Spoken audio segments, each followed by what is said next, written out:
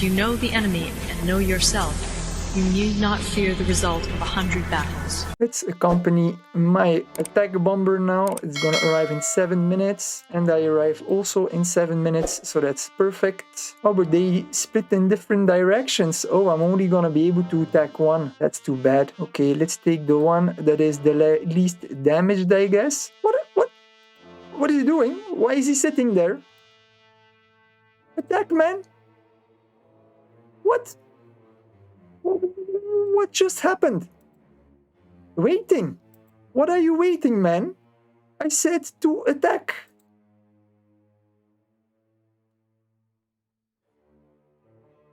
What is happening? Waiting. No, I want you to attack.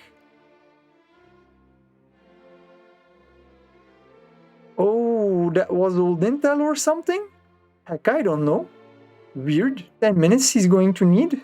I've just wasted 4 minutes. That's weird. Not even 4 minutes have passed. I don't get it. But okay, I'm gonna have to be careful though. Oh, but those are attack bombers. They're not fighters, so that's good. It is really nice to see how Bechuanaland and Ethiopia are working together. However, they're taking a heavy hit with the Air Force. Probably gonna regroup to come after me, but I'm gonna be gone. Only gonna take out these units, and then it's weird. This unit is here, right? I don't get it. Pretty weird. I don't know if it's intel or not. It should be real time, right? The next morning. I was very lucky that Nigeria just came online because it's 3 a.m. for him or something like that. But he woke up to go to the toilet and someone messaged that he was getting attacked because all his units, they were not stacked and he was getting hammered by Peru, who is not giving up, and I really respect that. Luckily he was able to reorganize his units, and I can't even attack the stack over here with my planes because they have a pretty high anti-air value, which I should have checked before I started aggressing him, because against airplanes he has a defense of 24.4 hit points. That is a lot. My planes, they deal how much damage? Against light armor 75, but actually I don't, because I've got 23% missing health, so my damage output is lower. I deal 60.6 versus light armored units instead of 75, as I am missing health, right? We've got a level 2 bunker over here. It's still constructing though. And here we have a level 3.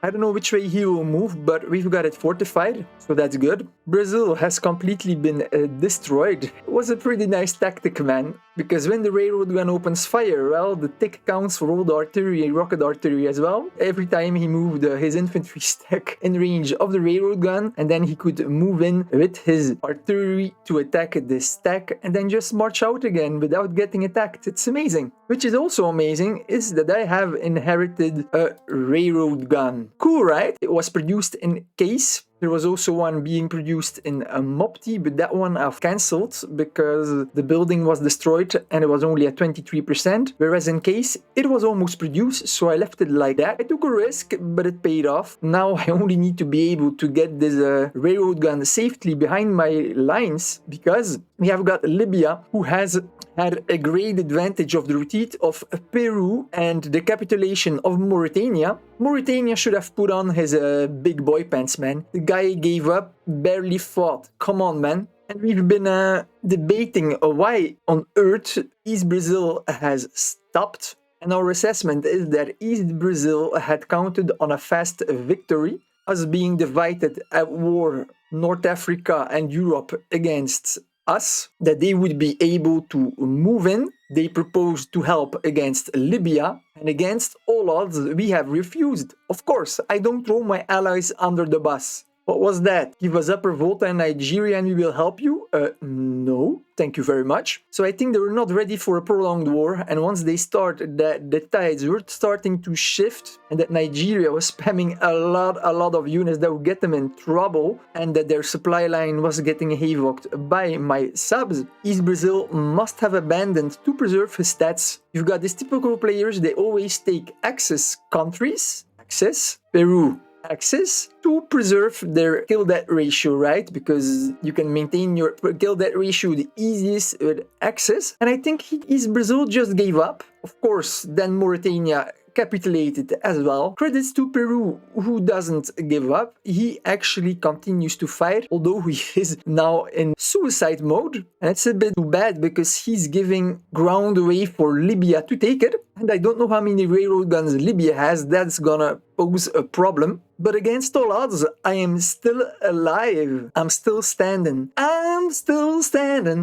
Well, you know how the rest goes, right? Anyways, so Yugoslavia is being pushed back a bit. And that militia over here is now over there. I don't know why our friend the Desert Fox is so in trouble with one single militiaman. It's level 2, I know, it's stealth, but still. I was so impatient to upgrade my artillery here before the level 3 research ended in 35 minutes that I didn't pay attention to a small detail, and it is how I've positioned my artillery. In a first glance, you would say, oh, they're safe. They are between the units here in Kaduna and over here in Mina. However, they are not, because they can get shelled from Kontagora over here, right on this spot. My artillery can get attacked, and we've got Peru, who is moving in only 20 minutes. He is going to enter the province of Cantagora, and my artillery, they still need to upgrade for 1 hour 34. What I should have done is I should have put my units over here. And this small mistake, this small attention to detail is going to result that I'm going to lose my artillery, and then my units are going to get shelled, and there's nothing I can do about it, because if I advance these units into Contagora, we're going to enter the plains, and he has 20 light tanks, armored cars, so I'm gonna get obliterated. If I don't, I'm gonna lose my artillery, and then the stack will get attacked. Nigeria is sleeping, so he can't help me out, so I'm pretty screwed right here, man. And these are basically the only land units I have. I'm so frustrated, I'm so angry with myself, man. Damn, how could I have not seen this? Why did I didn't pay attention? Freaking hell, man.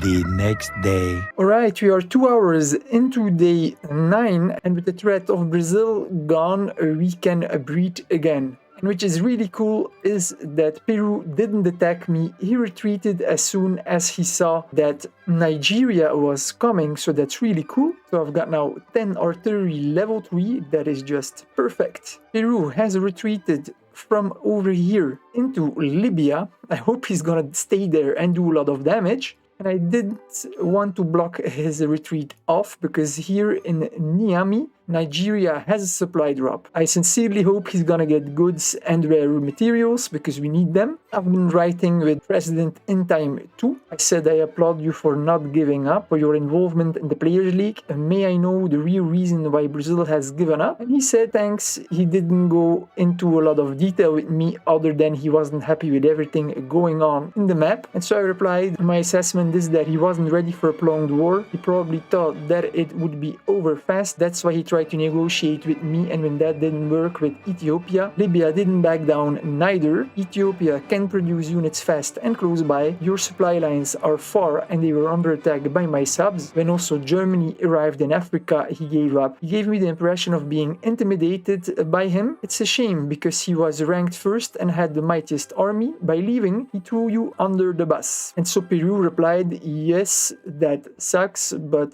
such as life sometimes. I didn't do much prodding. He has his reasons. I'm just left to deal with the aftermath. And so I was like, I know he's a serious player, so I asked him, do you want to have safe passage back to your course? And he's like, lol, is that what Nigeria is doing? Escorting me out? And I said, well, I haven't discussed it with him yet, but I guess you can all agree that if Peru would leave and actually go to his core provinces, then that would suit as well, because that's one player less to worry about in Africa, and then we can completely focus on Libya, because the void that here has been left by the South Americans is being largely exploited by Algeria, who has 3 armored cars running crazy. He has captured a lot of territory, and as he has now 10 level 4 interceptors, although at 50% health, I cannot really counterattack, and they're out of range anyway. Germany has only 2 medium tanks in Mauritania, but managed to capture quite a bit of it. It's so frustrating, because you have fought so hard for the rest of Africa, and it's all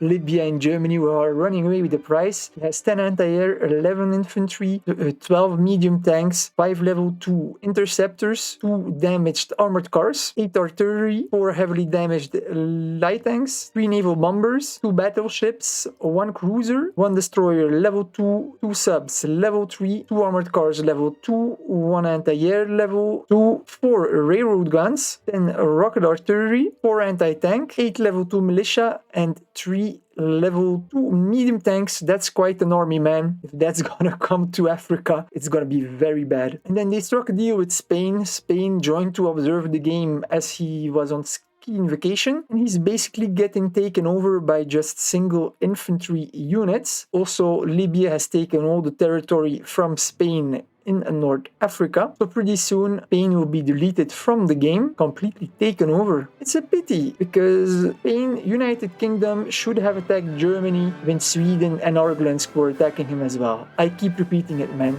That was such a big opportunity. And I want to give a big shout out to Maklik, who is the only French member from the coalitions of Cobra 13. He continues to fight, and he is giving Turkey and Iraq a very hard time. His name is 00 Bunky. Let's go to his stats. Level 139, 66 joined, won 48 of them, so that's 75% of his games he wins. That's a lot. Kill death ratio 7.26 and province attainment of 8.2. That's a really good player. Also very good alliance, ready for war. More players should have the attitude like Miklik, like Peru, like me. Players who don't give up even if things go bad. Simple, man. When I was here in disadvantage, when Brazil arrived with his big stack, I mean, I could have said, oh, I'm gonna lose, I'm gonna leave the game. But I didn't. Look where I am today. Still alive. Not flourishing, but alive. I hope you have enjoyed this video. Please subscribe and hit that bell button for notifications. I want to say a warm thank you to my members and elite members for supporting this channel.